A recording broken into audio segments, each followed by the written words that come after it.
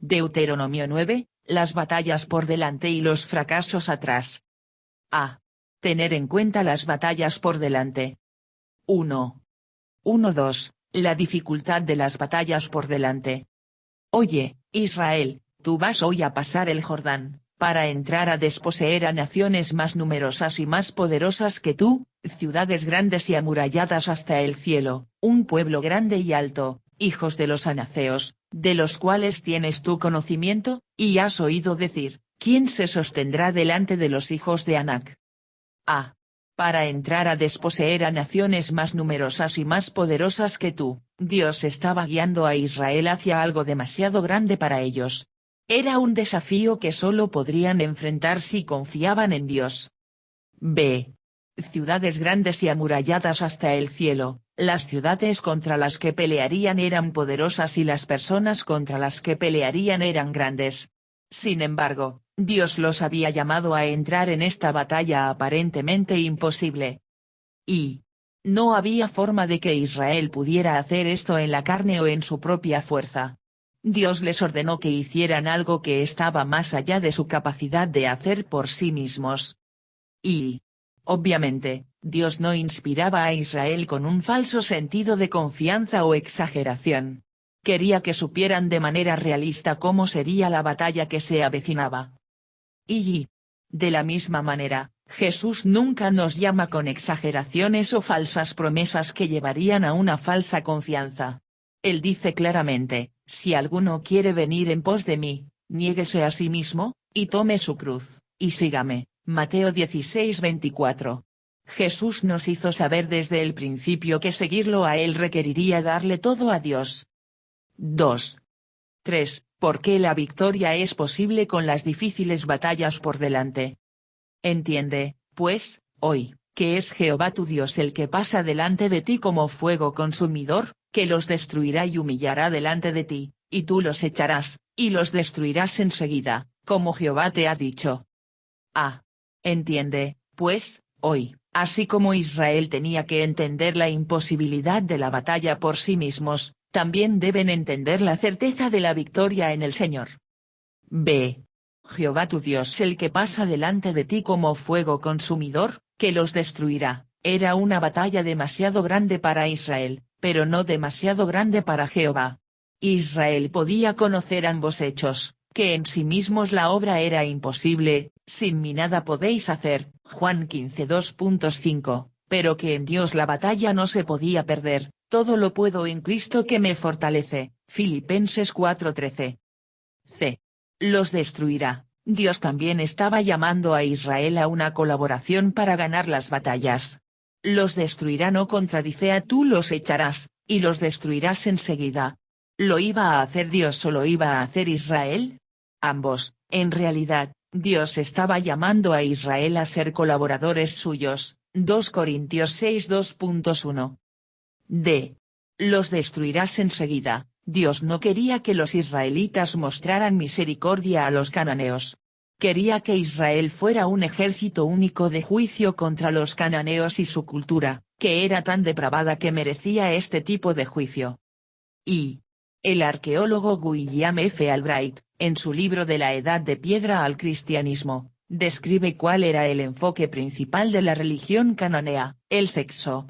Los ídolos destacados recuperados por los arqueólogos son cientos de formas femeninas desnudas en formas sexualmente sugerentes, así como ídolos masculinos asociados con cultos homosexuales. De la Edad de Piedra al Cristianismo, páginas 232-235.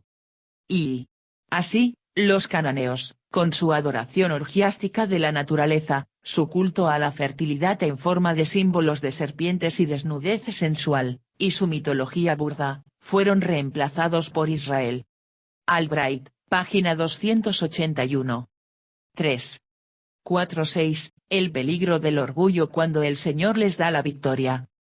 No pienses en tu corazón cuando Jehová tu Dios los haya echado de delante de ti, diciendo, por mi justicia me ha traído Jehová a poseer esta tierra, pues por la impiedad de estas naciones Jehová las arroja de delante de ti.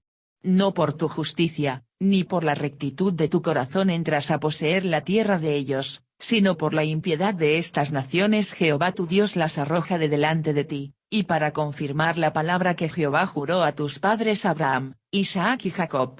Por tanto, sabe que no es por tu justicia que Jehová tu Dios te da esta buena tierra para tomarla, porque pueblo duro de cerviz eres tú. No pienses en tu corazón, la tentación de orgullo de Israel no vendría en algo que realmente dirían. Mucho antes de que digamos palabras orgullosas, tenemos pensamientos orgullosos en nuestro corazón.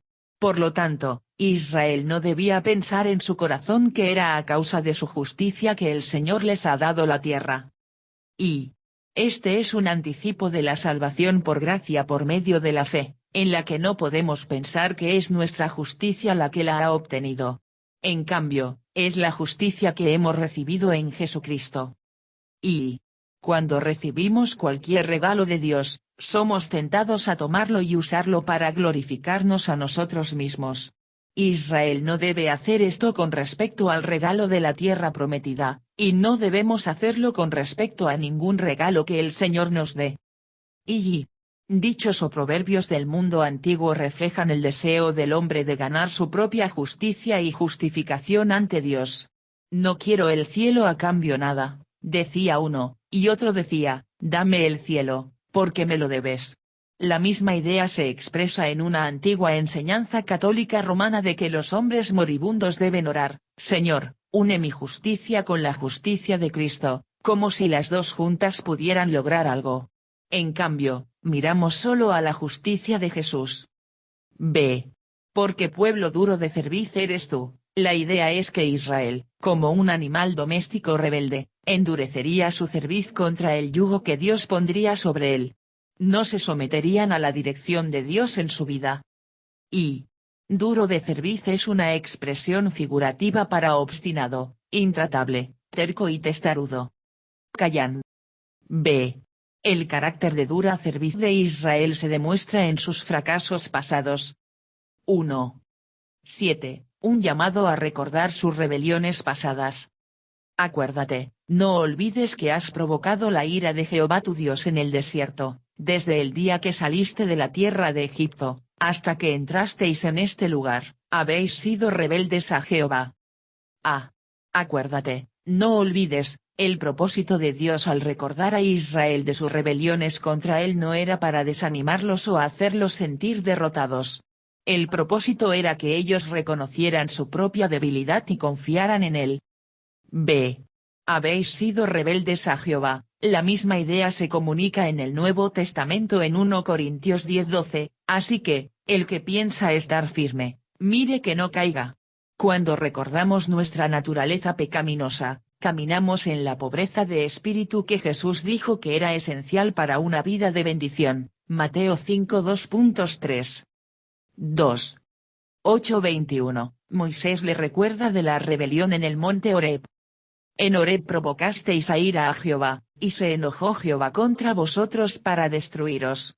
Cuando yo subí al monte para recibir las tablas de piedra, las tablas del pacto que Jehová hizo con vosotros, estuve entonces en el monte 40 días y 40 noches, sin comer pan ni beber agua, y me dio Jehová las 2 tablas de piedra escritas con el dedo de Dios, y en ellas estaba escrito según todas las palabras que os habló Jehová en el monte, de en medio del fuego, el día de la asamblea. Sucedió al fin de los 40 días y 40 noches, que Jehová me dio las 2 tablas de piedra, las tablas del pacto. Y me dijo Jehová, levántate, desciende pronto de aquí, porque tu pueblo que sacaste de Egipto se ha corrompido, pronto se han apartado del camino que yo les mandé, se han hecho una imagen de fundición. Y me habló Jehová, diciendo, he observado a ese pueblo, y he aquí que es pueblo duro de cerviz. Déjame que los destruya, y borre su nombre de debajo del cielo, y yo te pondré sobre una nación fuerte y mucho más numerosa que ellos. Y volví y descendí del monte, el cual ardía en fuego, con las tablas del pacto en mis 2 manos. Y miré, y he aquí habíais pecado contra Jehová vuestro Dios, os habíais hecho un becerro de fundición, apartándoos pronto del camino que Jehová os había mandado. Entonces tomé las 2 tablas y las arrojé de mis 2 manos, y las quebré delante de vuestros ojos. Y me postré delante de Jehová como antes, 40 días y 40 noches, no comí pan ni bebí agua, a causa de todo vuestro pecado que habíais cometido haciendo el mal ante los ojos de Jehová para enojarlo. Porque temí a causa del furor y de la ira con que Jehová estaba enojado contra vosotros para destruiros. Pero Jehová me escuchó aún esta vez. Contra Aarón también se enojó Jehová en gran manera para destruirlo, y también oré por Aarón en aquel entonces. Y tomé el objeto de vuestro pecado, el becerro que habíais hecho, y lo quemé en el fuego, y lo desmenucé moliéndolo muy bien, hasta que fue reducido a polvo, y eché el polvo de él en el arroyo que descendía del monte. En Horeb provocasteis a ira a Jehová. Esto recuerda los eventos en el monte Sinaí, donde Israel adoró un becerro de oro cuando Moisés estuvo fuera por mucho tiempo en el monte Sinaí, recibiendo la ley de Jehová, Éxodo 19:32. B. Escritas con el dedo de Dios, las tablas originales de la ley que Moisés recibió en el monte Sinaí en realidad fueron escritas por Dios mismo y contenían los 10 mandamientos, y en ellas estaba escrito según todas las palabras que os habló Jehová en el monte, de en medio del fuego, el día de la asamblea, que se encuentran en Éxodo 20. C. Yo te pondré sobre una nación fuerte y mucho más numerosa que ellos. Dios le dijo a Moisés de su deseo de acabar con Israel en el juicio, y comenzar de nuevo con una nueva nación, descendiente del mismo Moisés. D. Descendí del monte, el cual ardía en fuego. Los fuegos ardientes en el monte Sinaí eran representaciones físicas de la gloria de Dios y su santa presencia. La montaña comenzó a arder cuando Israel llegó por primera vez al monte Sinaí, Éxodo 19:18. Esos fuegos habían ardido durante 40 días seguidos, y ardían en el mismo momento en que Israel hizo un becerro de oro y comenzó a adorarlo.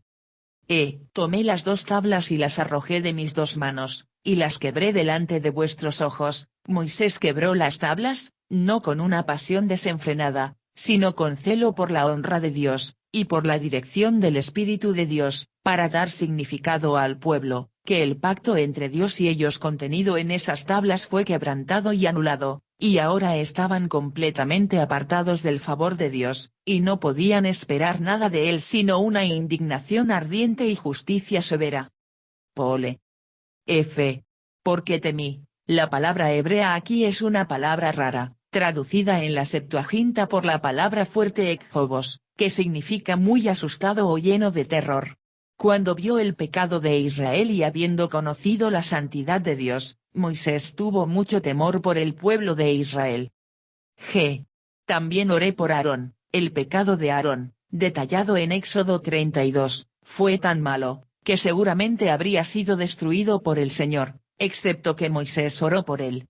Esto muestra tanto el poder prevaleciente de la oración de Moisés como el gran amor en el corazón de Moisés. H.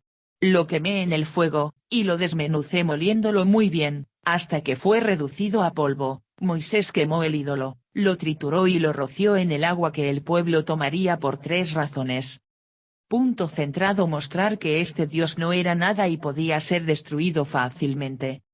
Punto centrado: destruir completamente este ídolo. Punto centrado: hacer que el pueblo pague una consecuencia inmediata de su pecado. 3. 22-24, paréntesis, Moisés recuerda la rebelión de Tabera, Masa, Kibrot Ataaba, y Cades Barnea. También en Tabera, en Masa y en Kibrot Ataaba provocasteis a ira a Jehová. Y cuando Jehová os envió desde Cades Barnea, diciendo, subid y poseed la tierra que yo os he dado, también fuisteis rebeldes al mandato de Jehová vuestro Dios, y no le creísteis, ni obedecisteis a su voz. Rebeldes habéis sido a Jehová desde el día que yo os conozco.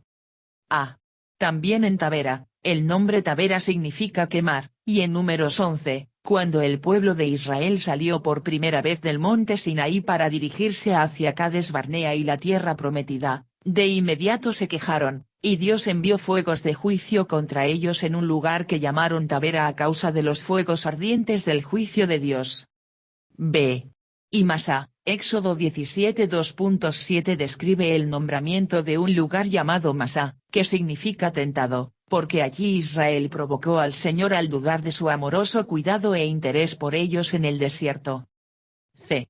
Kibrot Hataava, el nombre significa tumbas del deseo y era el lugar donde Israel anheló carne en lugar de maná, y Dios les dio carne. Sin embargo, se volvió plaga en la boca de aquellos con corazones codiciosos y descontentos, se describe en Números 11. D. Cuando Jehová os envió desde Cades Barnea, Moisés recordó brevemente la rebelión en Cades Barnea, donde Israel dudó del amor de Dios por ellos y rehusó entrar a la tierra prometida por fe, rebelándose contra el Señor. Números 13:14. No le creísteis, ni obedecisteis a su voz. La desobediencia de Israel a Dios comenzó con su incredulidad. No creían que Dios los amaba ni que era lo suficientemente poderoso para llevarlos a la tierra prometida. 4. 25-29, la oración de intercesión de Moisés por Israel cuando se rebelaron en el monte Horeb. Me postré, pues, delante de Jehová, 40 días y 40 noches estuve postrado, porque Jehová dijo que os había de destruir. Y oré a Jehová, diciendo, oh Señor Jehová, no destruyas a tu pueblo y a tu heredad que has redimido con tu grandeza, que sacaste de Egipto con mano poderosa. Acuérdate de tus siervos Abraham, Isaac y Jacob, no mires a la dureza de este pueblo, ni a su impiedad ni a su pecado, no sea que digan los de la tierra de donde nos sacaste, por cuanto no pudo Jehová introducirlos en la tierra que les había prometido, o porque los aborrecía, los sacó para matarlos en el desierto.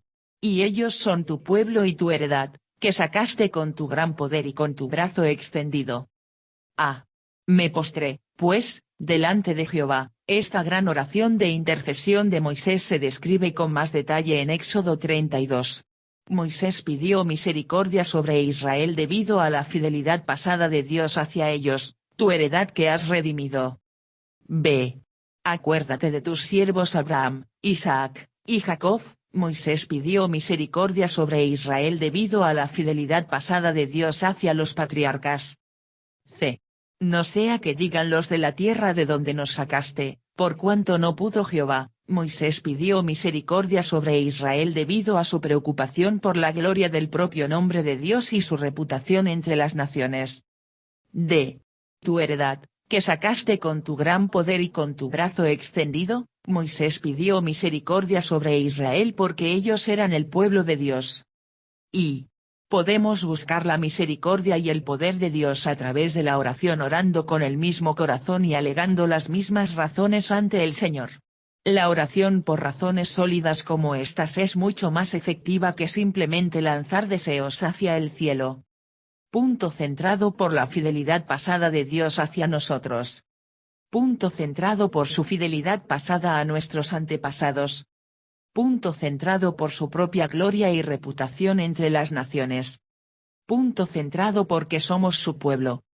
Y tener estas cosas en mente también es una forma de refinar nuestras oraciones. Cuando oramos solo por las cosas consistentes con la gloria de Dios, tenemos nuestros corazones puestos en las cosas correctas,